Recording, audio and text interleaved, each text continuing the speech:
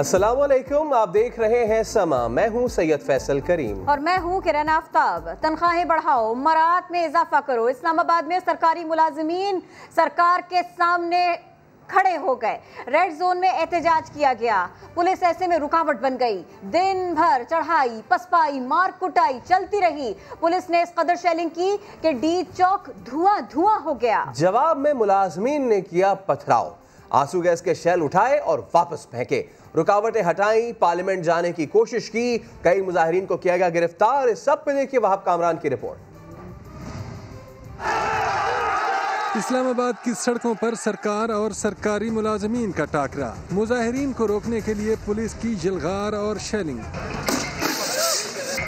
तो एहतजाजी मुजाहिरीन के भी पलटकर वार। दिन भर पाक सेक्रेटेरिएट के अतराफ रेड जोन और डी चौक समेत मुल्हिका इलाके मैदान जंग बने रहे। कई सरकारी मुलाजमीन गिरफ्तार।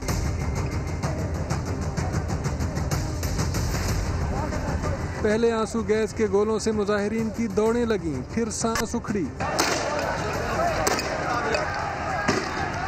लेकिन कुछ देर बाद हवा का रुख बदला तो सूरत हाल ही पलट गई। चढ़ाई करने वाले सिक्योरिटी एहलकार पसपाई पर मजबूर हुए। पथराव करते हुए मुजाहिरीन की पेशकदमी, 2 CTD एहलकार जख्मी हो गए। अपनी ही आंसू गैस के बायस निढाल सिक्योरिटी एहलकार पोजीशन छोड़ने पर मजबूर। एहतजाजी मुलाजमीन ने पेशकदमी करके डी चौक पर डेरे डाल दिए।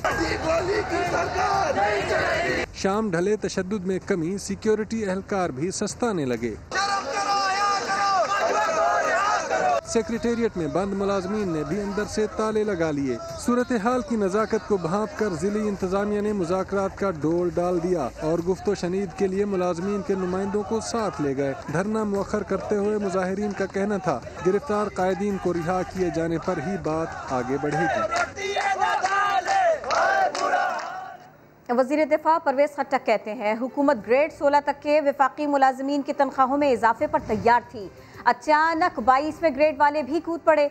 वज़ीर दाखिला शेख रशीद ने एहतजाज में सियासी जमातों की शमूलियत का खदशा जाहिर कर दिया। कहा, ऐसा हुआ तो नुकसान मुलाजमीन का ही होगा।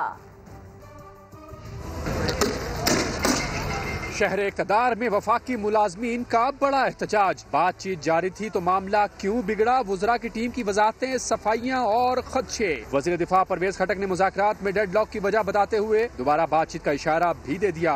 कल तक हमें इन्होंने एक ग्रेड से लेकर 16 ग्रेड तक बात की थी। कल इन्होंने अचानक 22 ग्रेड तक बात की। हम बात करने को तैयार हैं कि गवर्नमेंट की अपनी लिमिट्स होती हैं। जो इस वक्त मुल्क की हालात है, ख़जाने के हालात हैं, उसके मुताबिक जितना हो सकता है वफाकी हुकूमत तैयार है इनको देने को। वज़ीर दाखिला शेख रशीद को एहतजाज के पीछे बड़े अफसरान और अपोजिशन का हाथ दिखाई देने लगा। एहतजाज को सियासत की नज़र करने के नुकसानात से भी मुलाजमीन को आगाह कर दिया। हम और ये सरकारी मुलाजम हैं, हम एक हैं। इसमें अगर सियासी पार्टियां मुलव्वस होंगी और इसको सियासत का रंग देंगी तो फिर ये सरकारी मुलाजम जो हैं वो नुकसान में रहेंगे। मैं नहीं चाहता कि सरकारी मुलाजम जो हैं वो नुकसान में रहे, ये इनका हक है। वज़ीर मुमलिकत पार्लिमानी अमूर अली मोहम्मद खान का कहना था कि हुकूमत मुलाजमीन की परेशानी से आगाह है। वफाकी मुलाजमीन को भी हुकूमत की मुश्किलात का एहसास करना चाहिए। एक नहीं कई बार ऑफर, तफसीलात थोड़ी देर बाद। तो इस्लामाबाद में सरकारी मुलाजमीन ने एहतजाज मुलतवी किया, ख़त्म नहीं किया। मुज़ाकरात के बाद एक रात की ब्रेक ली गई है। कल फिर ये आएंगे, नारे लगाएंगे। इस सब पे बात करेंगे। इस्लामाबाद में मौजूद हैं हमारे नुमाइंदे ज़हीर अली खान। ज़हीर, अगर कहा जाए कि दिन भर की धींगा मुश्ती के बाद पिक्चर अभी बाकी है तो ये बेजाना होगा। जी बिल्कुल, इस वक्त जो पाक सेक्रेटेरिएट है उसको मुकम्मल तौर पर खाली कर दिया गया है और गेट जो मेन पाक सेक्रेटेरिएट का जो मेरे पस मंज़र में इस वक्त नज़र आ रहा है ये खुल गया है। और ये दिन भर ये मरकज़ी गेट था जहाँ पे मुलाजमीन और जो पुलिस एहलकार हैं, सिक्योरिटी एहलकार हैं, उनके साथ लड़ाई और यहीं पे होती रही है। शेलिंग भी होती रही, जवाबी वार भी होते रहे, नारे भी लगते रहे और अपने मुतालबात पर डटे रहे। लेकिन अब चूँकि मुज़ाकरात जब से शुरू हुए हैं तो एक जगह जो पाक सेक्रेटेरिएट है इसको मुकम्मल तौर पर खाली कर दिया गया है। जो सिक्योरिटी का जो सफाई का अमला है उनने यहाँ पे सफाई कर दी है और जो सिक्योरिटी बारी यहाँ पे तैनात थी उसको डी चौक मुंतकिल कर दिया गया है और अतराफ़ की जो सड़कें हैं उन पर ट्रैफिक खोल दी गई है। और सरकारी मुलाजमीन की जानिब से ये कहना है कि कल अगर बात ना बनी तो फिर दोबारा से जो उनका पहला पड़ाव था वफाकी मुलाजमीन का पाक सेक्रेटेरिएट, वो यहाँ पे दोबारा आएंगे और दोबारा से यहाँ पे नए सिरे से कल से एहतजाज होगा। लेकिन इस वक्त की जो सूरत हाल है, पाक सेक्रेटेरिएट को मुकम्मल तौर पर खाली कर दिया गया है। एहतजाजी मुजाहिरीन ज़्यादातर अपने घरों को वापस लौट चुके हैं। बहुत शुक्रिया आपका। अपोजिशन ने मौका देकर वफाकी मुलाजमीन के एहतजाज की हिमायत कर दी है। मरियम नवाज़ ने गिरफ्तार मुजाहिरीन की रिहाई का मुतालबा कर दिया है। बिलावल भुट्टो जरदारी का मुजाहिरीन से मुज़ाकरात का मशवरा। फजलुर रहमान बोले तशद्दुद किसी सूरत बर्दाश्त नहीं, मुलाजमीन के मसाइल हल किए जाएँ।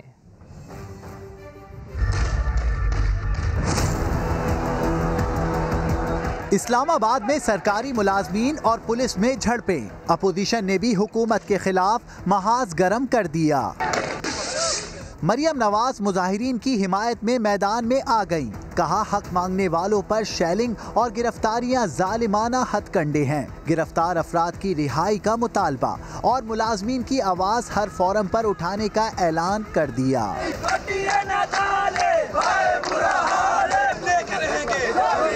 फजलुर रहमान ने भी हुकूमत पर तनकीद की। मैं इसको रियासती तशद्दुद से ताबीर करता हूँ। इस बात पर मजबूर कर दिया है इस्लामाबाद जाएं, कहीं उनकी चीख पुकार सरकार के कानून को छू सके। बिलावल भुट्टो ने सरकारी मुलाजमीन पर तशद्दुद को ओछे हथकंडे करार दिया। कहा कि हुकूमत शेलिंग और गिरफ्तारी के बजाय मुतालबात के हल के लिए इकदाम करे। पैसे किसने दिए नहीं जानता, वीडियो किसने दिखाई मालूम नहीं। सेनेट की सीट बेचने की ऑफर तो इमरान खान को भी हुई थी। एक नहीं कई लोगों ने बड़ी बड़ी रकम देने की पेशकश की थी। वजीर आजम ने बड़ा इंकशाफ कर दिया। बोले बलोचिस्तान में एक नशिस्त की कीमत 50 से 70 करोड़ रुपए लग रही है। सामने आने वाली वीडियो से इनके मौक़िफ़ की तायीद हो गई। अगर उनके पास वीडियो होती तो अदालत चले जाते। इसमें सबको पैसा मिलता है, लीडरशिप को पैसा मिलता है। मुझे खुद पैसे की ऑफर आई हुई है। 5 साल पहले जब हमारा सेनेट का इलेक्शन था उन्होंने हमें पैसे की ऑफर की। एक आदमी ने ऑफर नहीं की, कई लोगों ने ऑफर्स भिजवाई। अगर आप हमें इस सेनेट की सीट दे दें, हम इतना पैसा देने के लिए तैयार हैं, आप शौकत खान हमें दे दें। इस तरह की ऑफर्स होती है। मेरे पास अगर ये वीडियो होती तो वो जो हमने 20 लोग निकाले थे, मैं अदालत में क्यों ना ये वीडियो ले जाता अगर मेरे पास होती। सियासतदानों की मंडी लगी हुई है, रेट्स फिक्स हो रहे हैं। इस वक्त बलूचिस्तान में एक सेनेटर बनने का जो रेट जा रहा है 50 करोड़ से 70 करोड़ पे जा रहा है। वो कोई हातम ताई तो नहीं है, वो आके पैसा बनाएगा, पाकिस्तानी अवाम की खाल खींचेगा, पाकिस्तान का खून चूसेगा। ये 30 साल से हो रहा है। इन्होंने क्यों नहीं कोशिश की चेंज करने की? क्योंकि ये खुद पैसे बनाते हैं इसमें से। फजल रहमान तो सबसे ज्यादा पैसा बनाया इसने। इसकी पार्टी में तो वो सेनेटर बन गए जो JUI में नहीं थे, बाहर से आके सेनेटर बन जाते। कैसे बनते? ये चोर जो अपने आप को सियासतदान कहते हैं, PDM के अंदर ये जो सारी अपनी चोरी बचाने के लिए यूनियन बनी हुई है, इन सारों से सवाल ये पूछना चाहिए 30 साल से आपकी पार्टी पावर में है, क्यों नहीं आपने इसको रोकने की कोशिश की? वोटों की खरीदो फरोख्त की वीडियो कहाँ की हैं, किसने बनाई, पहली बार कब सामने आई, मामला उलझने लगा है। वज़ीर आज़म इमरान खान ने 2018 में कहा था। वज़ीर दिफा परवेज़ खटक ने उबैदुल्ला मायार के इल्ज़ामात मुस्तरद कर दिए। कहा उन्हें तो कुछ पता ही नहीं, सारा मामला पीपल्स पार्टी के मोहम्मद अली बादशाह के जरिए तय हुआ था। स्पीकर असद कैसर कहते हैं वीडियो में दिखाई गई जगह स्पीकर हाउस नहीं, ऐसे बयानात मामले से तवज्जो हटाने की कोशिश है। सेनेट ऑफर्स मिल रही हैं, सेनेट रेट लगने शुरू हो गए। ये कौन सी जमहूरियत है?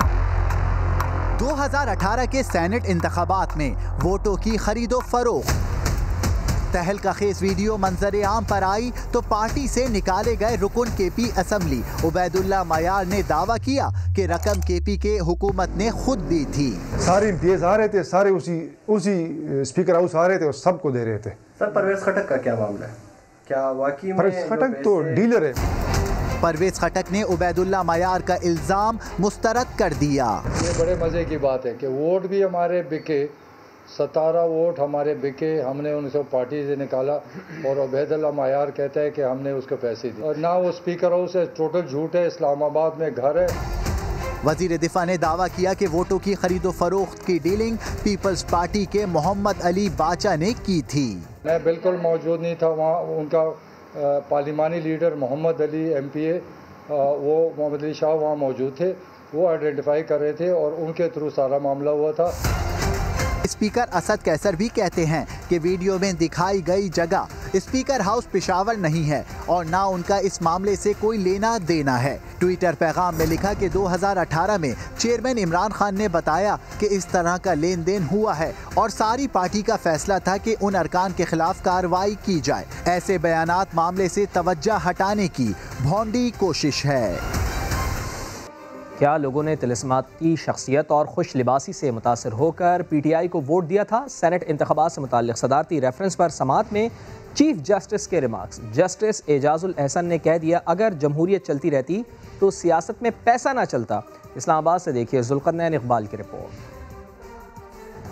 इलेक्शन में अवाम अपना वोट सियासी जमात को देते हैं या इसके मंशूर को? ओपन बैलेटिंग के जरिए सेनेट इंतखाबात से मुतल्लिक सदारती रेफरेंस पर समाअत के दौरान चीफ जस्टिस गुलजार अहमद का बड़ा सवाल। अटॉर्नी जनरल ने जवाब दिया, ना सियासी जमात को ना मंशूर को, लोग तो लीडर की तिलिस्माती शख्सियत से मुतासिर होकर वोट देते हैं। चीफ जस्टिस ने पूछा, तो क्या PTI को लोगों ने जाज़िब नजर शख्सियत और खुश लिबासी देख कर वोट दिया था? क्या आइन साजों का मालूम नहीं था सेनेट इंतखाबात में क्या हो सकता है?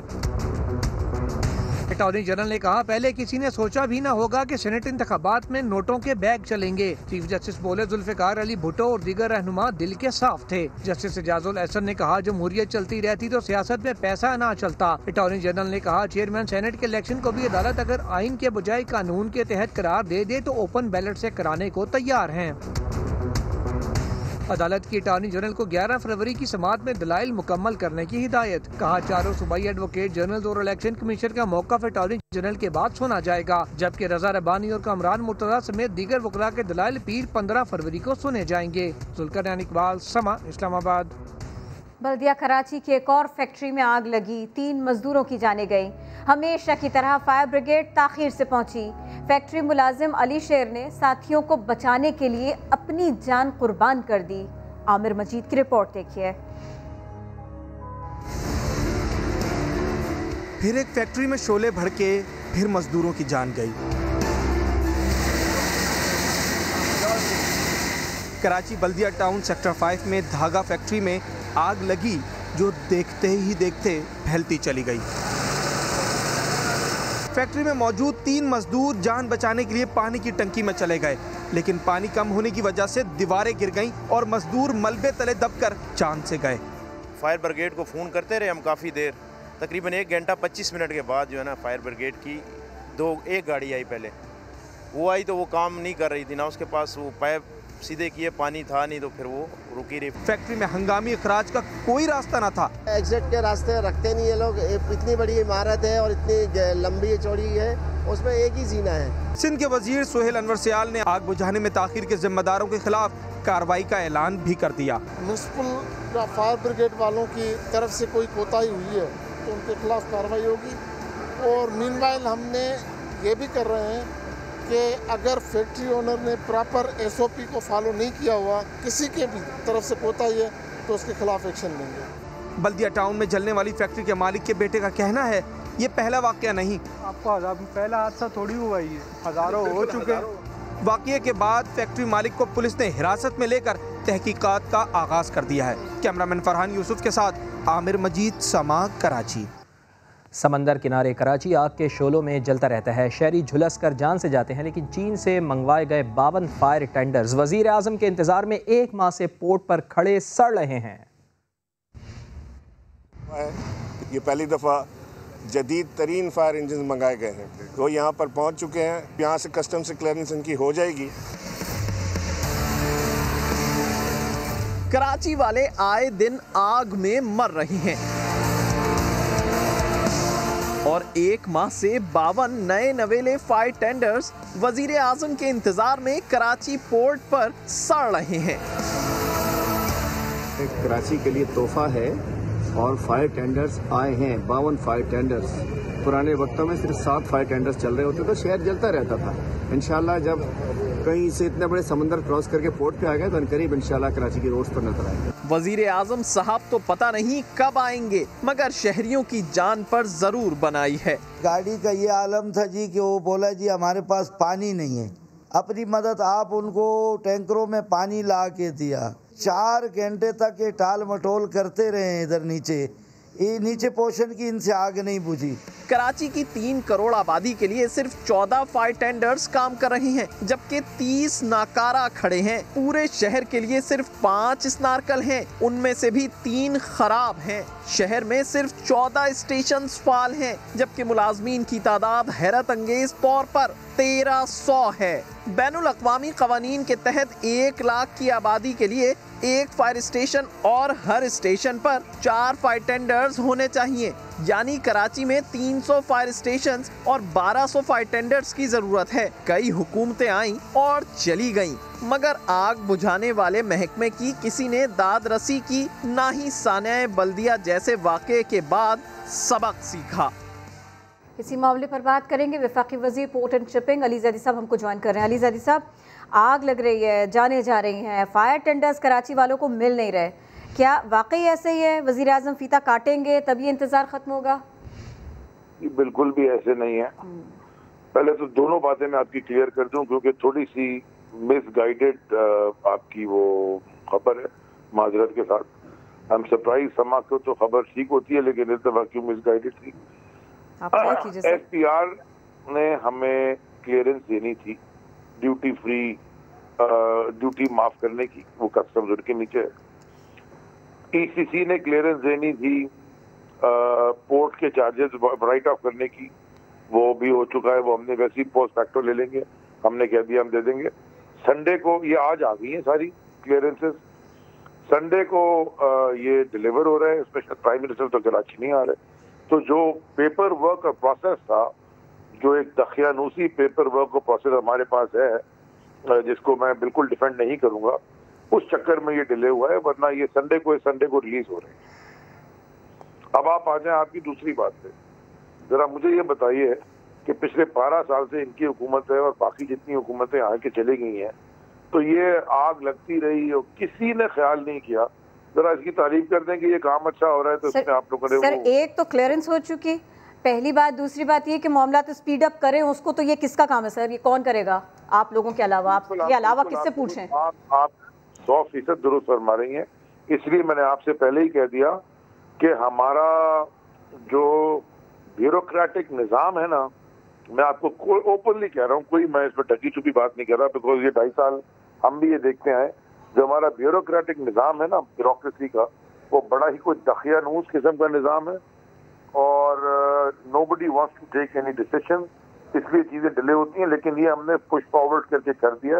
इसकी इस बात पे फ्रस्ट्रेशन बिल्कुल है और हर लेवल पे। सर सिर्फ फ्रस्ट्रेशन को एक्सेप्ट कर लेना, 3 जानें चली जाती हैं, क्योंकि अली साहब ये महज मामूली तोहफे नहीं थे, ये पूरा एक प्रोजेक्ट है और जो स्टेक होल्डर्स ने इसमें पब्लिक प्राइवेट पार्टनरशिप के तहत हिस्सा लिया है, उससे ये वादा है कि उस इदारे के बाहर 2-2 टेंडर्स होने हैं। तो आप हमें ये बता रहे हैं कि ये सब होना है, ये सब होगा, लेकिन क्योंकि ब्यूरोक्रेटिक हार्डल्स बहुत सारे हैं ब्यूरोक्रेसी के, इस वजह से नहीं हो पा रहा। मैं जो आपको बता रहा हूँ आपने सुना नहीं, और मैं आपसे कहता रहा कि मेरी बात मुकम्मल करने दें, लेकिन आप अपनी बात करते रहे भैया। क्योंकि सर 3 जाने चली गई ना अली साहब जी। आपने, मैंने आग लगाई है, आपने आग लगाई है सर। बीइंग एक गवर्नमेंट के अगर 3 जाने चली जाती हैं, अगर 3 जाने चली जाती हैं, तो उनके घर वालों को हम ये कहेंगे कि आपने लगाई है, हमने लगाई है?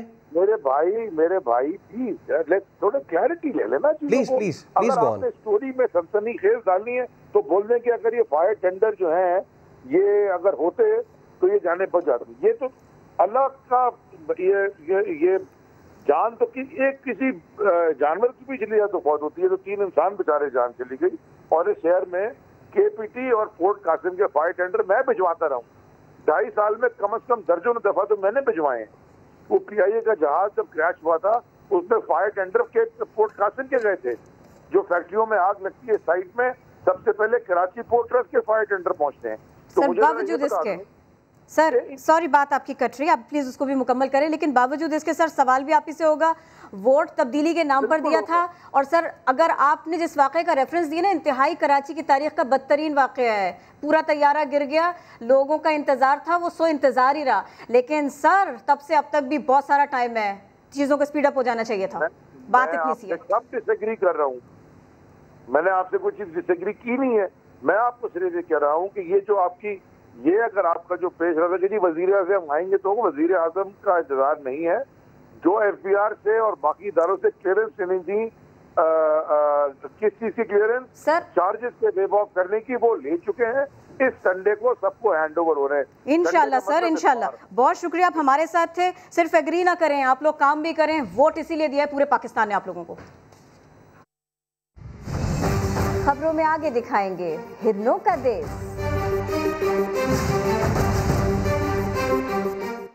Army chief general Qamar Javed Bajwa ने रावलपिंडी में लॉजिस्टिक तनसीबात का दौरा किया। सिपह सालार ने ऑपरेशनल इस्तेदादकार बढ़ाने के लिए वन विंडो ऑपरेशन के तस्वुर को सराहा। Army chief general Qamar Javed Bajwa ने रावलपिंडी में लॉजिस्टिक तनसीबात का दौरा किया।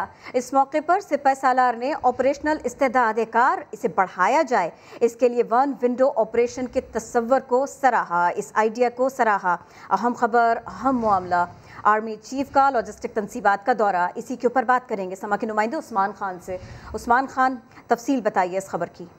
जी बिल्कुल, army chief general Qamar Javed Bajwa ने लॉजिस्टिक इंस्टॉलेशन रावलपिंडी का दौरा किया, जहां पर सिपह सालार को मौजूदा इंफ्रास्ट्रक्चर की अपग्रेडेशन और तरक्याती मनसूबों पर ब्रीफिंग दी गई है।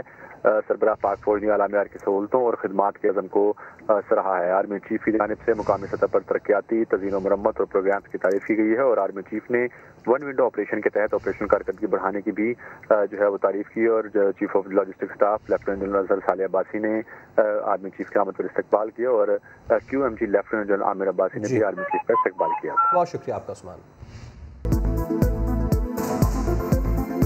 Welcome back. सुप्रीम कोर्ट ने फांसी के मुंतज़िर 2 ज़हनी माजूर मुजरिमान की सजाए मौत को उम्र कैद में तब्दील कर दिया है। इस बारे में जेल रूल्स में तरमीम का हुक्म भी दिया गया।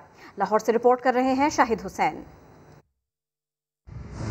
सजाए मौत के ज़हनी माजूर मुजरिमों को रिलीफ मिल गया। बड़ी अदालत ने बड़ा फैसला सुना दिया। साल 2000 से कैद विहाड़ी के इमदाद अली और 6 अफराद के कत्ल पर सजाए मौत पाने वाली कनीजा बीवी की सजाएं उम्र कैद में तब्दील कर दी गयी। अदालत ने दोनों मुजरिमों को ज़हनी अमराज के अस्पताल मुंतकिल करने का हुक्म भी दिया। 2004 में सजा पाने वाले गुलाम अब्बास की रहम की अपील सदर ममलिकत को दोबारा भेजने की हिदायत कर दी। कनीज़ा बीबी जो है वो 31 साल से जो है वो जेल में थी और अब उसको जो है कोर्ट ने कहा है कि उन तीनों को जो है वो PIMH में शिफ्ट किया जाए उनके इलाज के लिए और उसके बाद बताएंगे कि उनको सोसाइटी में और उनकी फैमिली के पास हम कब छोड़ सकते हैं। अदालत उज़्मा ने ज़हनी माजूर कैदियों के लिए जेल रूल्स और दीगर कवानीन में भी तरामीम का हुक्म दिया। अदालत ने हिदायत की कि सजाए मौत के कैदियों की ज़हनी कैफियत की जाँच के लिए माहिर नफ्सियात पर मुश्तमिल बोर्ड बनाया जाए, जो ऐसे कैदियों को सजाए मौत न देने की वजूहात का तयन करेगा। अदालत ने विफाक और सूबों को ज़ेरे ट्रायल ज़हनी अमराज में मुब्तला मुलजिमों की भी जाँच के लिए मेडिकल बोर्ड बनाने का हुक्म दिया है। मेडिकल ओपिनियन की रोशनी में अगर ऐसा साबित हो जाए तो फिर उसको सजा नहीं दी जाएगी। अदालत ने जेल हुक्काम, समाजी वर्कर्स, पुलिस, जजेस, प्रोसिक्यूटर्स और माहिर नफ्सियात के तरबियती प्रोग्राम शुरू करने और फैसले पर अमल दरामद के लिए कॉपी हुकूमत को भेजने की हिदायत भी की। कैमरामैन लियाकत बशीर के साथ शाहिद हुसैन, समा, Lahore.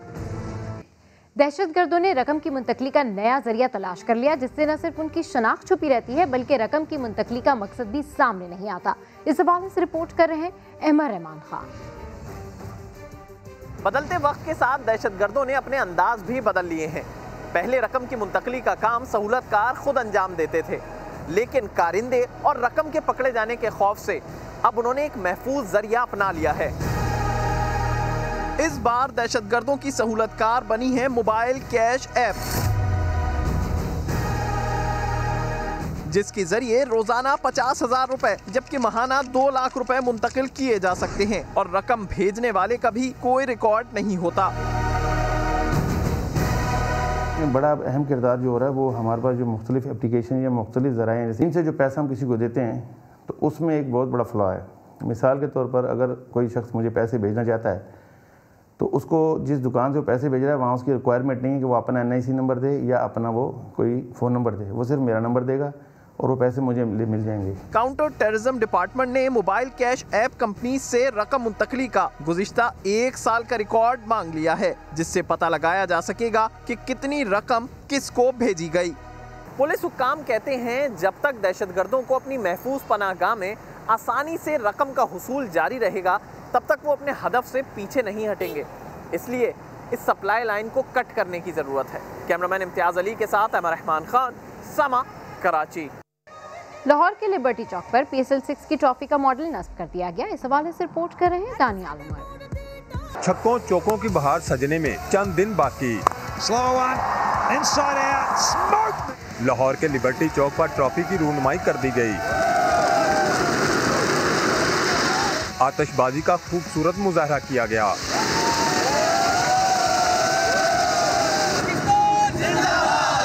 Chief executive PCB Wasim Khan का कहना है कि मुल्क में क्रिकेट की बहाली एक चैलेंज था। तमाम स्टेक होल्डर्स मुबारकबाद के मुस्तहिक हैं। शुक्रिया अदा मैं करता हूँ हमारे आर्म्ड फोर्सेस जो लुक आफ्टर करते हैं, make sure the matches are carried out in a safe way. We thank the provincial governments and the federal governments for their support. Stadium जाकर मैच देखने के ख्वाहिशमंद अफराद के लिए ऑनलाइन बुकिंग का आगाज जुम्मे से मुतवक्के है। bookme.pk पर जाकर बुकिंग कराई जा सकती है। जैसे ही आप वो सीट मुंतखब करेंगे उसके बाद आप अपना name, phone number CNIC system में एंटर करेंगे, ऑनलाइन मेथड के थ्रू पेमेंट करेंगे। जब आप मैच पे आएंगे तो आप वो ई-टिकट कोड का SMS या वो QR कोड दिखा के स्टेडियम में दाखिल हो सकेंगे। PSL के छठे सीजन में इब्तदाई मैचेस कराची में होंगे, जिसके बाद अगला मरहला लाहौर के कज़ाफ़ी स्टेडियम में होगा। और अनदेखा पाकिस्तान में एहसन अंसारी आपको दिखाएंगे हिरनों का ऐसा देश। क्या आप फौरी छुट्टी की अर्जी दे दें?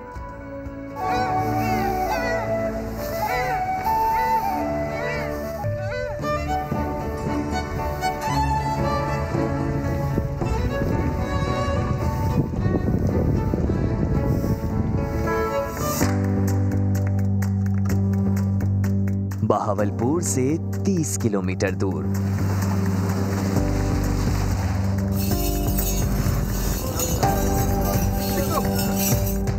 लाल सुहाड़ा नेशनल पार्क। चीते, जंगली जानवर या निशानेबाज शिकारी हिरन मार रहे थे, मगर फिर 1972 में अमेरिका और नेदरलैंड्स के बच्चों के जेब खर्च से यहाँ चारों तरफ जंगला लगाया गया। अब ना कोई जंगली जानवर आ सकता है, ना निशानेबाज, और फिर यहाँ हिरनों की अपनी एक सल्तनत बन गई। जी, ये ब्लैक बक की कहानी जो है 1972 से शुरू हुई थी। 10 पेयर से शुरू हुई थी। अभी जो है ये 550 से ज़ायद लाल सुहारा में मौजूद हैं और 900 प्लस के करीब ये जो हैं पूरे पाकिस्तान में ट्रांसफ़र हो चुके हैं। फर्स्ट टाइम कोई फैमिली, बच्चे, स्कूल का ट्रिप या कोई भी विजिटर या फॉरेनर हमारे पास तशरीफ़ लाते हैं, हिरन अटखेलियाँ करते, भागते, दौड़ते, सींगों से लड़ते हुए जब उन्हें दिखाई देते हैं तो उनकी खुशी का जो आलम होता है वो नाकाबिले बयान है।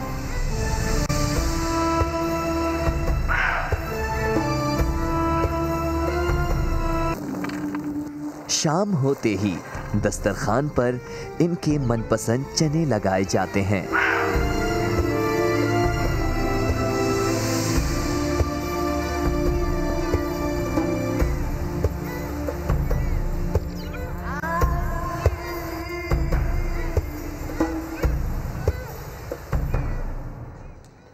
एक ब्रेक के बाद हाजिर होंगे हेडलाइंस के साथ। देखते रहिए समा।